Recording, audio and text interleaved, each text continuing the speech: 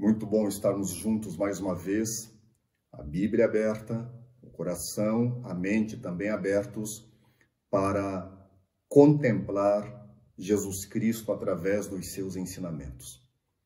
Nós vamos fazer a leitura do texto inicial em São João, capítulo 14. Antes, porém, nós vamos orar. Grandioso Deus,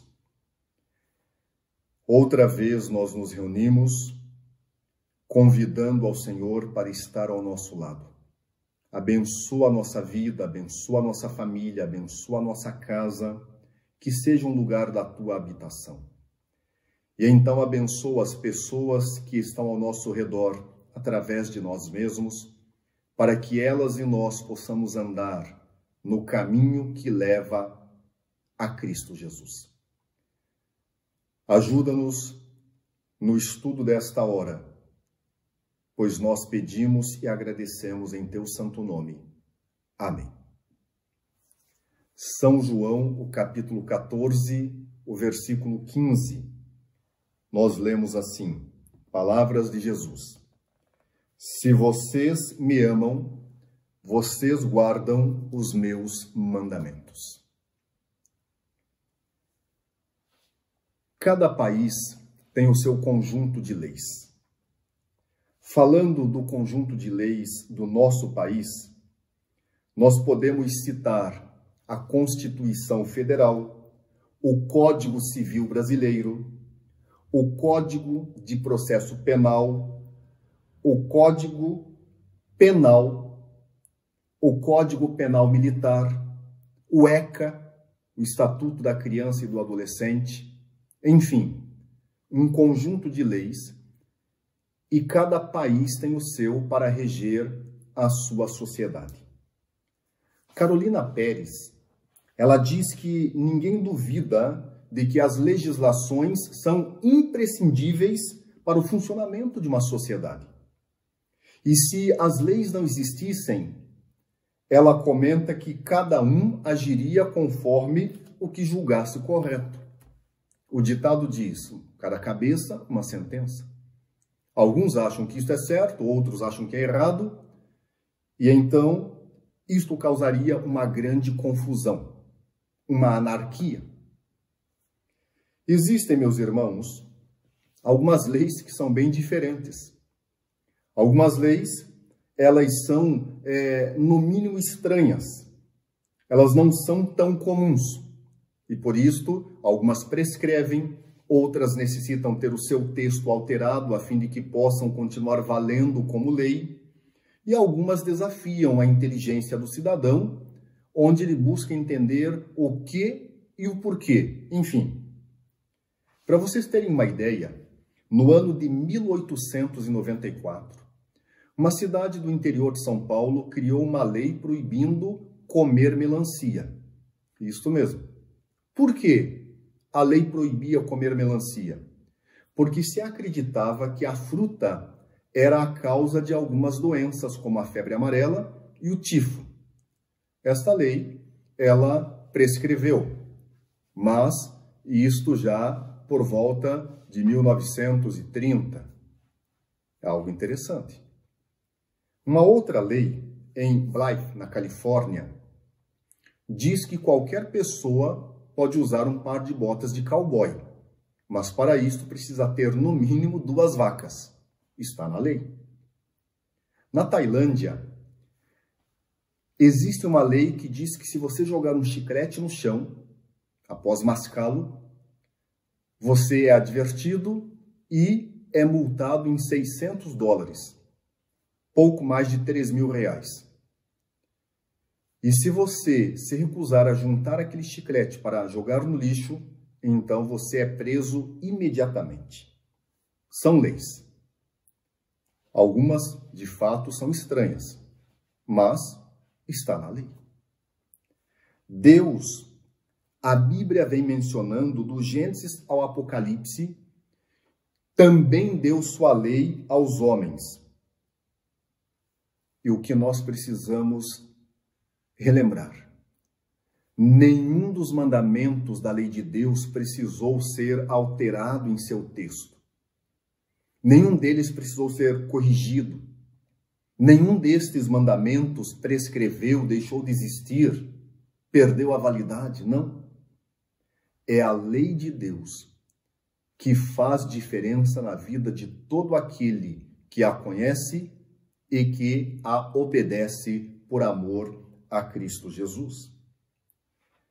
O autor do livro chamado A Lei e o Evangelho, ele comenta que a lei me mostra o que Deus pede de mim, mas que eu não posso fazer por mim mesmo. A lei me mostra o que eu sou, e ela diz que eu estou perdido. A lei me indica a Cristo, para que pela graça eu possa ser aquilo que não posso ser sob a lei. Irmãos e amigos, Deus deu ao homem uma oportunidade de como viver bem, de como viver seguro, viver em paz, viver feliz através da sua lei. Deus deu ao homem a oportunidade de viver parecido com ele através da obediência aos seus mandamentos. E os mandamentos de Deus são uma expressão do caráter divino, que é santo, é justo, é bom. Deus, ele deu a sua lei e os seus mandamentos para nortear. Os deu para instrução, para o governo da humanidade, a fim de que o homem possa viver segundo a sua vontade, o seu querer, que é o melhor para todos. Deus deu a sua lei para o homem, a fim de que o homem conheça o pecado e a malignidade do pecado, e também para que esta lei possa apontar para aquele que pode remover o pecado, a sujeira moral e espiritual, e este é Cristo Jesus. Então a lei de Deus mostra o pecado e mostra que o homem precisa de Cristo para estar livre do pecado. Dwight Moody, um dos grandes pregadores que este mundo já viu, ele diz assim: fazei tão somente que a lei de Deus opere nas pessoas e mostre a elas como elas são.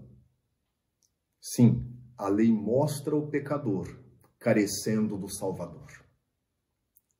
Outro grande pregador, chamado Charles Spurgeon, ele diz que a lei foi nos dada com o fim de mostrar-nos que nós não podemos ser salvos pelas obras. A lei foi nos dada para mostrar-nos e para limitar-nos a ser salvos pela graça, para nos conduzir a Cristo a fim de sermos justificados pela fé. Deus tem nos dado a sua lei com o intuito de nos salvar. Quero olhar com você a lei de Deus. Poderíamos olhá-la no perpassar dos livros bíblicos, cada um dos princípios, dos preceitos da lei. Mas de forma didática, a lei está em Êxodo 20, a partir do 3º verso. Eu quero passar com você os preceitos da lei. O verso 3 diz: não terás outros deuses diante de mim. Aqui está o mandamento da primazia de Deus. O mandamento que coloca Deus em primeiro lugar na vida do homem. Ele é o único Deus verdadeiro, criador, mantenedor, salvador. E ele merece plena adoração de suas criaturas, daqueles que estão sendo salvos por ele. É interessante nós entendermos que não existe um só ser, não existe uma só pessoa, não existe qualquer coisa, qualquer cenário que tenha o direito de ocupar o lugar de Deus no coração, na vida do ser humano. Deus deve ser o mais importante, o melhor, o primeiro, o número 1 no coração, na vida do homem. Infelizmente, Nós temos dado o primeiro lugar ao trabalho, ao estudo, temos dado o primeiro lugar a riquezas, também aos amigos, às posições, ao lazer, enfim. E isso é temerário. Outras pessoas não têm nenhum lugar para Deus, como se ele fosse inexistente. Todas estas pessoas que colocam Deus em segundo, em terceiro lugar, ou que pela sua atitude dizem que ele não existe, estão olvidando que foi Deus quem criou tudo o que eles, homens, o que nós estamos desfrutando. Sem Deus nós não temos nada. Não somos ninguém e não vamos chegar a lugar algum. Deus precisa ocupar o primeiro lugar na nossa vida. E quando nós entendemos isto, nós teremos tempo para Ele. Nós nos dedicaremos à sua vontade. Nós daremos a Deus o que temos de melhor e viveremos segundo o seu interesse, a sua vontade. Êxodo 20, do verso 4 ao verso 6. Segundo mandamento, não farás para ti imagem de escultura, nem semelhança do que há em cima nos céus, nem embaixo na terra, nem nas águas debaixo da terra. Não as adorarás, nem lhes darás culto, porque eu sou o Senhor, teu Deus, Deus zeloso, que visito a iniquidade dos pais nos filhos até a terceira e quarta geração daqueles que me aborrecem. E faço misericórdia até 1000 gerações daqueles que me amam e guardam os meus mandamentos. O segundo mandamento evoca a adoração. A natureza divina é espiritual, Deus é espírito. E por si só já desaprova a idolatria. Deus, ele condena a reverência e a adoração à imagens ou ainda a artigos religiosos. Deus também rejeita a adoração através dos ídolos. Não se pode ter verdadeira adoração com um coração dividido. A genuína adoração, meus queridos, o verdadeiro culto também envolve os pensamentos, os sentimentos, a vida para Deus. Não existe verdadeira adoração através de um culto insípido, vazio, sem sentido. Às vezes fico olhando algumas pessoas no culto, parece que estão, me perdoem, no mundo da lua, estão flutuando, estão fora de si, se bem que não creio nisto. Estão ali, mas ao mesmo tempo estão ausentes. Às vezes com o celular nas mãos, jogando, conversando, brincando, um culto vazio, um culto sem sentido. Não há adoração desta forma. O segundo mandamento evoca a adoração. E nós precisamos adorar a Deus diretamente, não através de intermediários, sejam pessoas ou sejam objetos inertes. O versículo 7 diz: não tomarás o nome do Senhor teu Deus em vão, porque o Senhor não terá por inocente o que tomar o seu nome em vão. Este mandamento invoca a reverência, evitando qualquer uso descuidado, qualquer uso desnecessário e mesmo uma blasfêmia do nome do Senhor. O nome de Deus é santo, como tudo que lhe é inerente. Deus é santo. O nome de Deus não pode estar em piadas, anedotas, sendo falado por qualquer coisa, invocado a troco do nada. Não. Precisamos respeitar este nome que tem poder e não devemos tomar este nome em vão. Há significado neste nome, há poder neste nome, há salvação neste nome, para você e para mim. O quarto mandamento, Êxodo 28-11. Lembra-te do dia do sábado para o santificar. 6 dias trabalharás e farás toda a tua obra, mas o 7º dia é o sábado do Senhor teu Deus.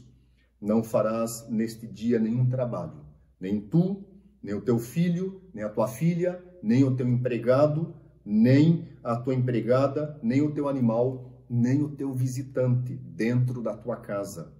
Porque em 6 dias fez o Senhor os céus, a terra, o mar e tudo o que neles há. E ao 7º dia descansou. Por isso o Senhor abençoou o dia de sábado e o santificou. Este mandamento, ele traz à tona a santidade. O 7º dia é o sábado do Senhor teu, nosso Deus. Relembrando a criação, Deus Criador, que criou tudo em 6 dias. E no 7º descansou, não porque estava cansado, mas porque tudo o que havia feito era perfeito. Diz o texto bíblico, muito bom. Em meio às lutas, em meio ao sofrimento, em meio aos temores, em meio às expectativas, em meio à dinâmica da vida, o sábado nos permite não esquecer ao Deus que é um Pai e tem cuidado de cada um de nós. Sabe, irmãos e amigos, é impressionante a diferença que pararmos tudo neste dia, tudo o que diz respeito a nós, para cuidarmos dos interesses de Deus. É impressionante como isto faz diferença na vida do homem. A bem da verdade, o sábado não é um dia para não fazer nada. Não é um dia para dormir a tarde toda. Não é um dia de ociosidade, inatividade, não. As horas sagradas do sábado, do pôr do sol da sexta-feira ao pôr do sol do sábado, são horas que devemos usá-las para compreender melhor o caráter e a vontade de Deus, para apreciar mais o amor e a misericórdia do Senhor e cooperar com Deus na ajuda ao semelhante, no contato com o semelhante. Na verdade,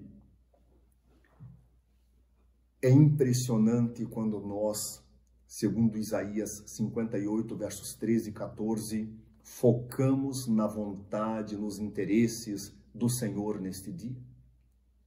Cuidarmos dos interesses do Senhor. Devemos cuidar neste dia, não só com aquilo que fazemos, mas também com aquilo que falamos, com aquilo que pensamos, com aquilo que sentimos, a fim de que possamos adorar a Deus, entendendo a santidade deste dia, com todo o nosso viver. O sábado ele foi feito por causa do homem, para satisfazer primariamente uma necessidade espiritual, mas que com a entrada do pecado também satisfaz a necessidade física. O sábado é especial. A Bíblia nos mostra isto desde o Gênesis até o Apocalipse. O sábado é um dia diferente, porque Deus o tornou diferente, nele descansando, ele abençoando para que o homem receba a sua bênção, e este dia santificando para o bem do homem. O 5º mandamento, verso 12. Honra a teu pai e a tua mãe para que se prolonguem os teus dias de vida na terra que o Senhor teu Deus te dá. Este é o mandamento do respeito. Os pais são para seus filhos desde o ventre. Os pais são para seus filhos como representantes diretos de Deus. E os filhos que aprendem a respeitar os pais, respeitarão a autoridades civis, eclesiásticas, a professores, aos mais velhos, e aprenderão a respeitar, acima de tudo, a Deus. Os pais também devem dar bons exemplos naquilo que falam e naquilo que fazem, para que os filhos cresçam segundo as palavras e as atitudes, o estilo de vida de seus pais, seguindo as pegadas segundo a vontade de Deus. O verso 13, o sexto mandamento diz: não matarás. Este é o mandamento da vida, este dom precioso que Deus nos deu. Este mandamento, ele evoca o respeito à honra e à vida, pois toda a vida é sagrada. E Jesus Cristo, ampliando o princípio desse mandamento, ele diz que a ira, o desprezo, o ódio,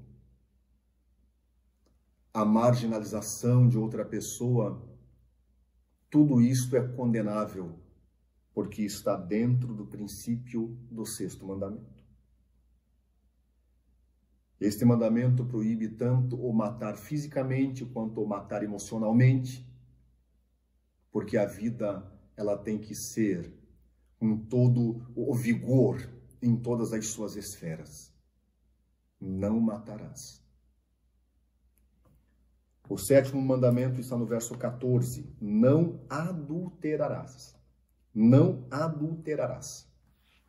Este é o mandamento da pureza, condenando o adultério, que já foi crime nesse país e hoje não é mais. Que coisa triste. Mas o princípio bíblico permanece.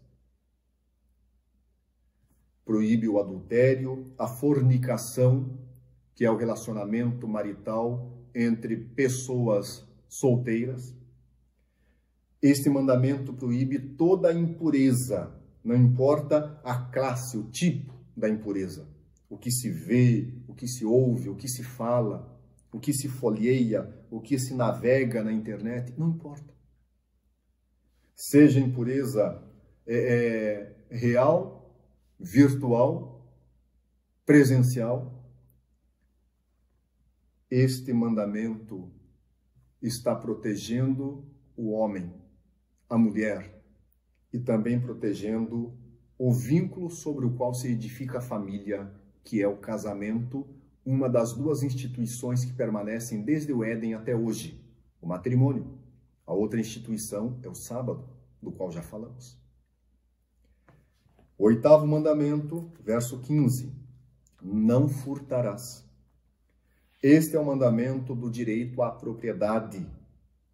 E este direito à propriedade, meus queridos irmãos, é básico para uma sociedade. Do contrário, não há segurança e tudo vira uma anarquia. Nós precisamos respeitar aquilo que é dos outros, como devemos ter aquilo que é nosso respeitado. E este mandamento envolve muito mais do que uma propriedade maior, uma fazenda, um terreno, uma casa, um carro. Envolve tudo. Envolve o direito, envolve o tempo que é de Deus, não devemos também furtar.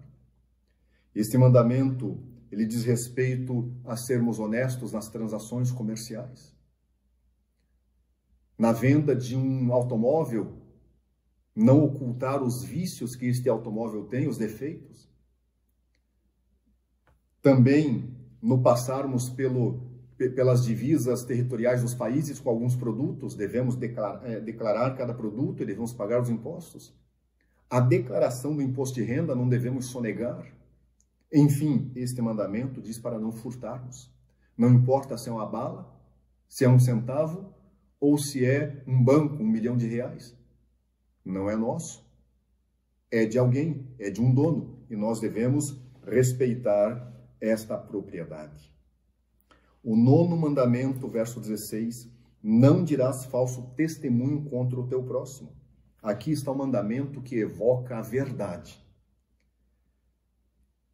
Não dizer falso testemunho, não inventar uma história a respeito de alguém, não mentir. Algumas pessoas não mentem, não falam de outros, mas estão sempre a ouvir essas histórias. A Bíblia aconselha sempre a falarmos com o nosso irmão, mas nunca do nosso irmão. Nós devemos ter respeito também por este mandamento.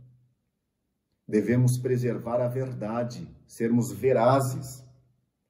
não criticarmos. A crítica mata. Devemos ter bons olhos, bons ouvidos e boa língua para viver o que é verdadeiro. Sempre tendo uma palavra para enaltecer e nunca para desmerecer as pessoas. O 10º mandamento, o verso 17. Não cobiçarás a casa do teu próximo, não cobiçarás a mulher do teu próximo, não cobiçarás o servo e nem a serva do teu próximo, não cobiçarás o boi, nem o jumento, e nem coisa alguma que pertença ao teu próximo. Este mandamento, ele olha para dentro. Não nas atitudes, mas olha os motivos. Deus vê diferente de como o homem vê.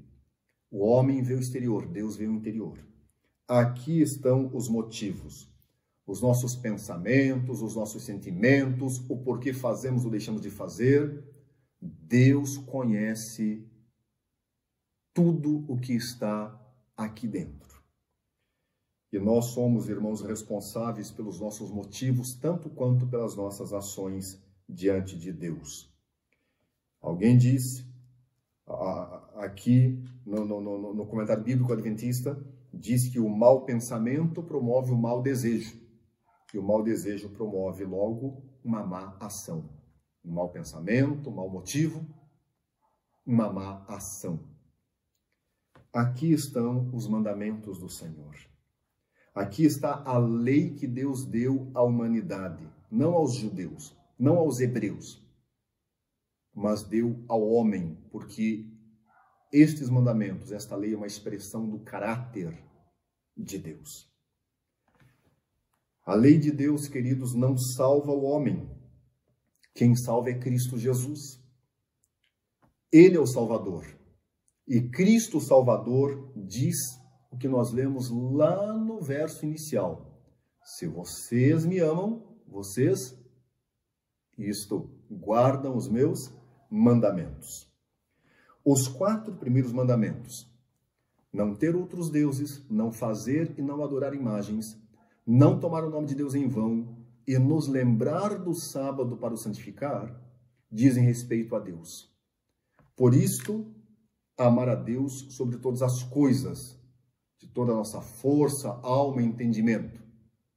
Eu mostro meu amor a Deus guardando estes 4 mandamentos em meu estilo de vida. Os 6 últimos mandamentos dizem respeito ao homem. São os meus deveres com o homem.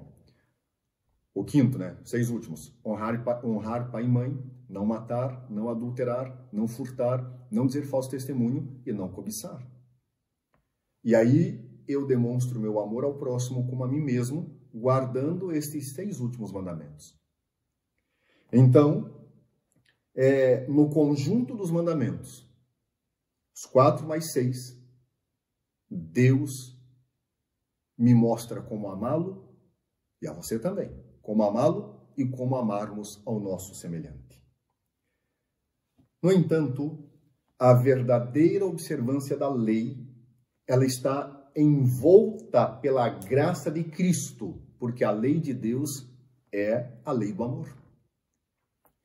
John Mackay, ele diz que a parte da lei, o evangelho não pode ser compreendido, ou será mero sentimentalismo. E a parte do evangelho, a lei não pode escapar de se tornar puro moralismo. Vou repetir.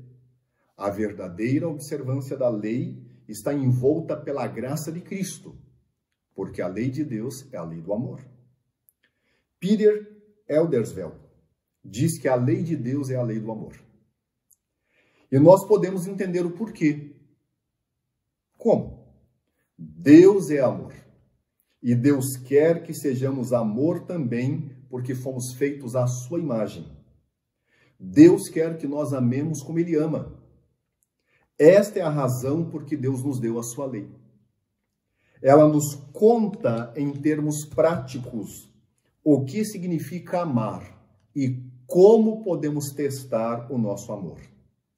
Diz Peter Eldersveld: Deus pegou aquelas duas pedras lá no Sinai e na primeira escreveu ama a Deus e na segunda escreveu ama o homem. E como é que ele disse ama a Deus? Não ter outros deuses, não fazer e não adorar imagens, não tomar seu nome em vão e lembrar-se do sábado para o santificar. E como ele disse ama ao homem, honrando pai e mãe, não matando, não adulterando, não furtando, não dizendo falso testemunho e não cobiçando. Meus queridos, Cristo não morreu lá na cruz do Calvário para nós continuarmos em nossos pecados, não. Ele não morreu para nós seguirmos os nossos caminhos errôneos, não. Mas Cristo morreu na cruz do Calvário para livrar-nos dos nossos pecados, seguindo o caminho apontado pelo céu. Este é o caminho. Portanto, amemos e obedeçamos a lei enquanto vivemos ao lado de Deus sob sua graça. Quem ama, ou quem me ama, guarda os meus mandamentos. Ou, se vocês me amam, vocês guardam os meus mandamentos, disse Jesus Cristo. O verdadeiro amor a Deus se mostra através da obediência aos mandamentos de Deus. E isso se chama obediência da fé. Deus nos amou. E porque nos amou, Cristo Jesus baixou dos céus à terra para morrer na cruz do Calvário no lugar de cada um de nós. Deus provou o seu amor para conosco em Cristo na cruz. Como é que nós podemos amá-lo? E como é que nós podemos provar o amor que nós temos por aquele que nos amou primeiro? Sim. Guardando, obedecendo os seus mandamentos. Se você ama a Deus, você não terá dificuldades em viver não a letra fria da lei, mas os princípios do caráter de Deus que estão exarados na lei do Senhor. Deus abençoe a tua vida e a minha para ser vidas de amor e obediência sob a graça do Senhor. Em nome de Cristo Jesus. Amém. Vamos orar? Grande Pai, obrigado pela salvação em Cristo Jesus. Obrigado pelo teu amor demonstrado na cruz. Um amor que agiu, que fez, um amor demonstrado. Obrigado, Pai. Sensibiliza o nosso coração para não só falarmos que o amamos, mas para demonstrarmos esse amor através de um estilo de vida, de obediência aos teus mandamentos, de obediência à tua lei. Pai de amor, quando leis são quebradas nesta terra, pessoas sofrem. Quando a tua lei é quebrada, pessoas sofrem muito mais. Mas nós queremos, ó Deus, viver a tua vontade, amando e demonstrando este amor através da obediência aos teus mandamentos. E queremos, ó Deus Pai, sermos santificados no Senhor pela tua graça, sabendo que em ti seremos mais do que vitoriosos. Graças nós te damos por isto. Receba-nos nesta hora, consagra-nos a vida e que nós possamos a cada dia cumprir com a tua vontade, não pelo esforço pessoal, não pelo legalismo, pelo ritualismo, mas cumprir com a tua vontade pelo toque, pela presença, pelo poder do Espírito Santo. O que temos e somos, depositamos em tuas mãos, agradecidos em Jesus. Amém, Pai.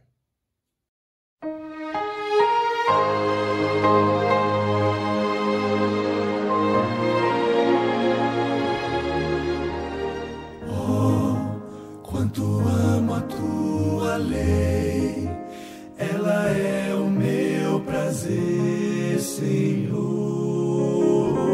Sim, verdadeiros são seus passos, é a verdade dos teus lábios e motivo do meu louvor.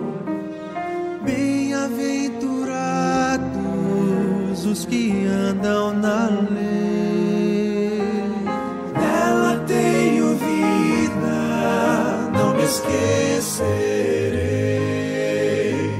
São seus ensinos, luz pro meu caminho, nela seguro estarei.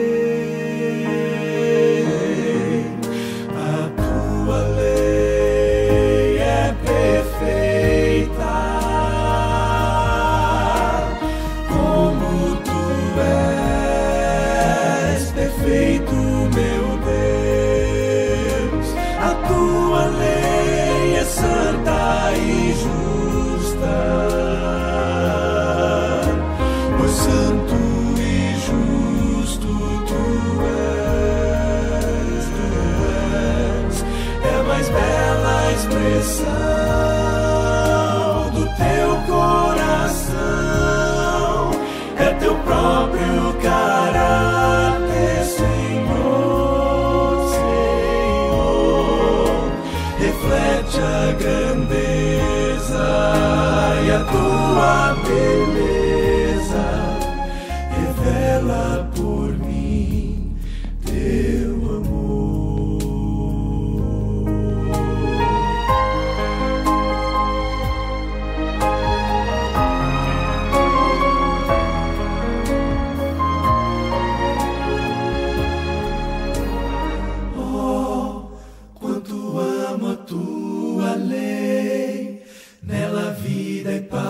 Achei, Senhor.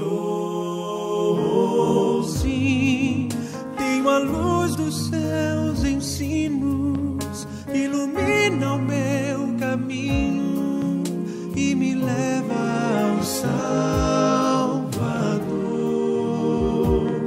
Bem-aventurados os que guardam a lei, os seus mandamentos eu me alegrarei. Tua lei tem a verdade, os princípios do amor. Sua autoridade vem de ti, meu Criador. Palavras eternas, fontes de luz, são reveladas em Cristo Jesus. A tua lei é perfeita, como tu és perfeito, meu Deus. A tua lei é santa e justa, pois santo e justo tu és. É a mais bela expressão do teu coração, é teu próprio caráter, Senhor, Senhor. Reflete a grandeza e a tua beleza, revela por mim teu amor.